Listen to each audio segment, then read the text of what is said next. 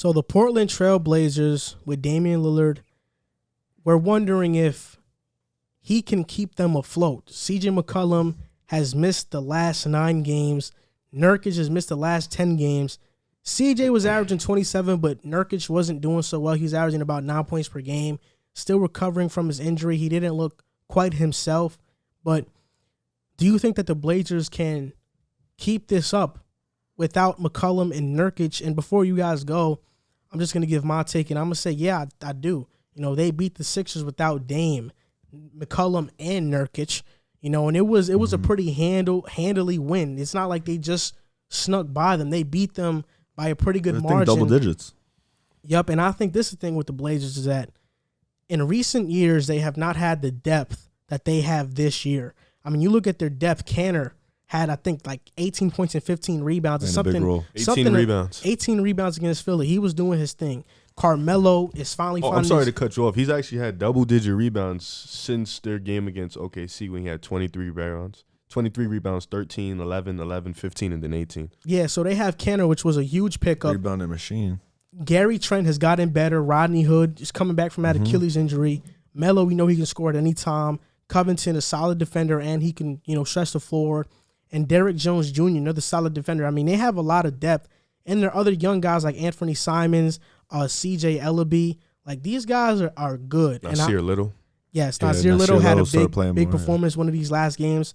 For me, this is a hot take right here, but I think if Enes Kanter was not as bad on defense as he is, God, he would be one of the best centers in the NBA. Not the best, but he would be one of the best. He'd be top 5 if he was like good defensively. Top 5? Top 5? Yes. That's like really Embiid, Joker, Vucevic. I think he could be just as good as Vucevic. Yo. If he wasn't that bad defensively. Yo. I knew that was coming. That's why I had the dude to say from the Magic, right? Yeah, he's talking Yes. about. Yeah, Yo, I knew that was coming. bugging. And his cancer is a double machine. He can't shoot the ball like him. Yeah, He Vucevic is a shooter. He can shoot. This is the thing is I think Enes Kanter is a really good And center. Vucevic could rebound pretty well too. No, yeah, I know, but this is the thing is that Enes Kanter is such I a would say good top player.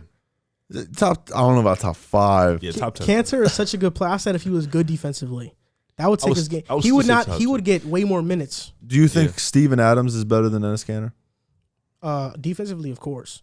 Overall, like would you rank Enes Kanter over Steven Adams? It's just Kanter is so bad sometimes. You can't play him sometimes. I think Steven Adams isn't as bad as people think.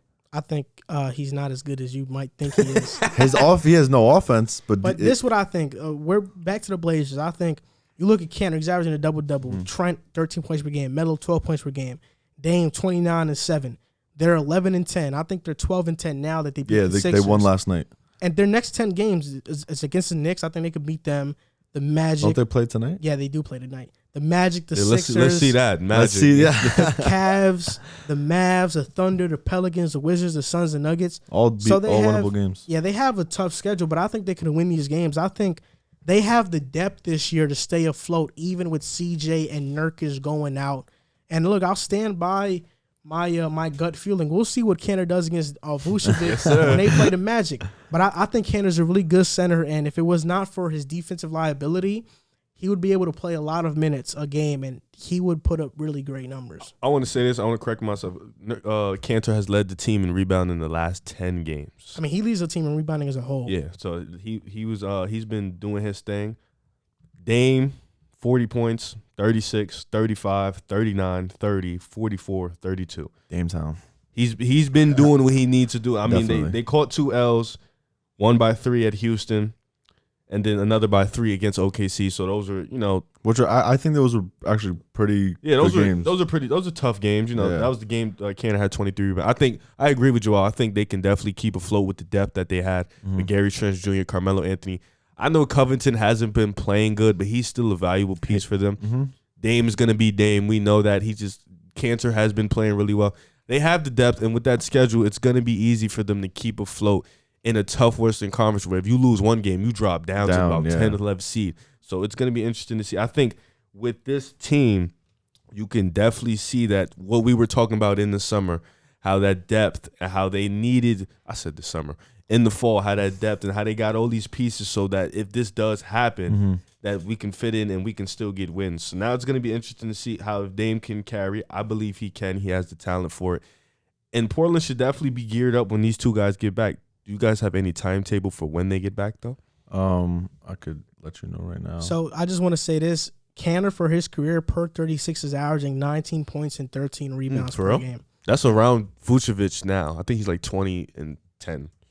Actually, don't got good service. So CJ McCollum's injury, you could talk. He has a fractured left foot, and he's going to be reevaluated 4 weeks from now, and that was January 19th. So in about 2 weeks, he's going to be reevaluated. So even if they reevaluate him and he says he'll probably be out like another 2 weeks. Another 2 to 4 weeks, because a fracture is worse than a break because you didn't really fully break it, so you got to wait for the bone to kind of get back to. Thank you, health teacher. Got you, you know what I'm saying? But I will say that, I think the Blazers are going to be fine throughout this stretch. They got like all those teams that you just named. I think those are all winnable games, and I think their role players are starting to fit in with the team and around Dame. And I think Gary Trent Jr. is one of them. I think he's balling. I think he's actually like taking that role well, kind of being that number 2 to Dame, sorta. And I think that they're going to be fine on the stretch. I don't think they'll have a problem. So Nurkic, he fractured his wrist January 15th, and it was reported that he's set to miss 8 weeks. So he's possibly set to miss. He's going to miss like a month. So they're both From this missing. point on, he's going to miss like a month. Wait, so when did he get the injury? January 15th. It's So been this like month, 3 weeks. This month, last month, and probably he'll probably come back end of March. Mm-hmm. Yeah, so he's going to be out for a while. So is CJ. So I feel like if they could at least be around like anywhere from the 6th to 8th, Well, they'll be fine. up until March 4th, they got the Kings, the Warriors, Charlotte, LA, Denver. I'm going backwards, by the way. Denver, Phoenix, Washington, and then goes to what he said. So, a lot of winnable games. A lot of winnable games. Without Dame, it's going to be tough against LA. I mean, I said Dame. Without CJ and Nurkic, it's going to be tough without LA. Golden State is always going to be a fight, especially without those two guys. Yeah. Phoenix is going to be a fight. Denver is going to be a fight. That's going to be a tough road trip. Phoenix, Denver, LA. New Orleans is going to be a fight. OKC is going to be a fight. So it's going to be tough. Especially when you're missing your like a player like CJ, who's also going to give you like 20 plus. Yeah. And also like Nurkic, who is there, he's like a big man. Like he plays a big role in their offense as a big man, like pick and rolls and just like even rebounding. But Enes Kanter is kind of filling that role in a sense. It's going to be interesting to see, man. I'm excited. I'm excited for that Golden State matchup. I like watching the Blazers play. I think they're an exciting team to watch. I'm gonna be honest. I think that they have been on NBA TV way too much for me. That's just my take, though. I'm gonna just say this: when they play Golden State, Steph is gonna have 50 again. I'm just gonna let y'all know this. He had 50 last time they played. 62 points. What's wrong with this guy? Wow, it's 60. He gave him 62 points, man. I mean, that's the thing. I think the Blazers have put themselves in a position this year to stay afloat, even when their better players get injured. Last year, we knew they dealt with a lot of injuries, and they damn near missed the playoffs. Mm-hmm. So I think this year, because of Gary Trent's emergence, Carmelo doing what he does, getting Robert Covington on defense, which was huge, and Enes Kanter. Like last year, that was Hassan Whiteside. And Hassan Whiteside, he got a lot of blocks, but he's not a good offensive player. So it really takes away from what the Blazers He's do basically best. the opposite of Kanter. Kanter, offensive player, bad on defense. Whiteside, bad on offense, defensive player. So that's the thing. So I think that they have put themselves in a position to stay afloat, and I think they will. I mean, the West is really competitive. You got Sacramento playing really well right now. They've won, I think, 4 out of their last 5. So the Kings are doing their thing. The West is really competitive, so we'll see. The Spurs aren't bad. Yeah, the Spurs are good this season too. So the West, like always, is a very competitive always conference. Tough in the West. The Pelicans ain't going to be a cakewalk either. Pelicans, OKC, those aren't going to be walking in parks. OKC is definitely going to come to play. Even Dallas, even though they trash, they still going to be a competitive game because they have Luka. So it's going to be a fight. Yeah.